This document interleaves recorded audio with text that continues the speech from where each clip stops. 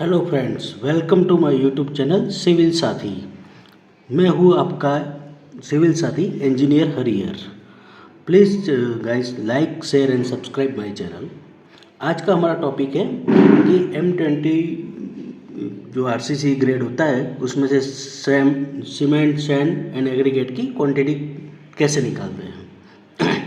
तो उसको quantity total निकालने के लिए टोटल रेशियो जो रेशियो होता है 1:1, 1.5:3, उसमें 1 जो होता है वो सीमेंट को रिप्रेजेंट करता है, 1.5 है वो सैंड को रिप्रेजेंट करता है और 3 है वो एग्रीगेट को रिप्रेजेंट करता है।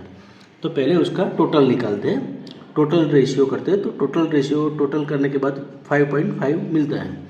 अब material require for 1 m³ wet volume करने से पहले अपन ड्राई वॉल्यूम मिक्स करते हैं, उसमें पानी डालते हैं।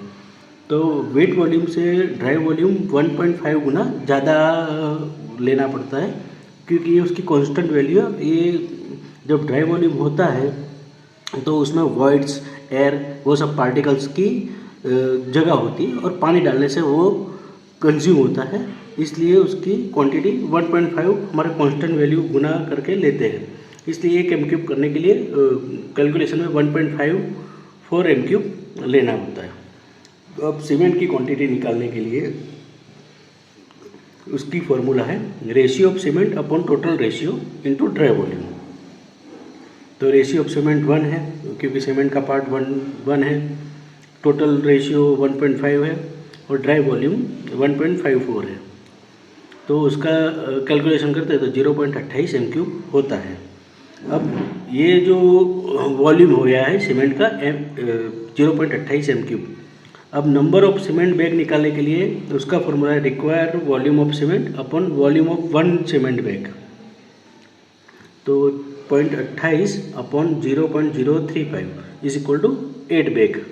तो सीमेंट की क्वांटिटी हमें 8 बैग की चाहिए।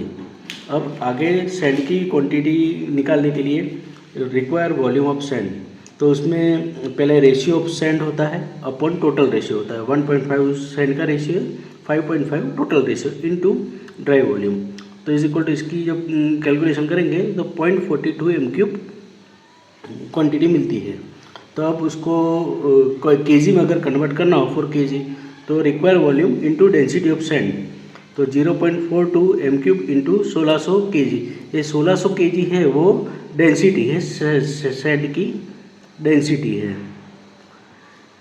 तो ऐसा करके हमें 672 kg मिलती है। वैसे ही require volume of aggregate, require volume of aggregate के लिए उसकी फॉर्मूला है aggregate ratio of aggregate and total ratio into dry volume. तो एग्रीगेट का रेशियो है 3, टोटल रेशियो है 5.5 इंटू 1.5 ड्राई वॉल्यूम है, तो 0.84 m³ मिलता है।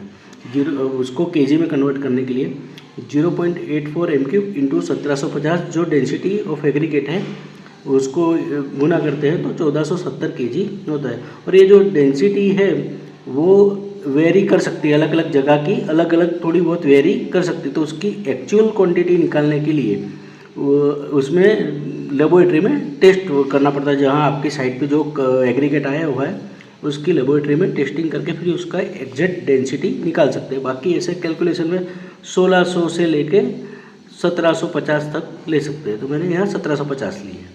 ठीक है, ओके, थैंक यू फ्रेंड्स।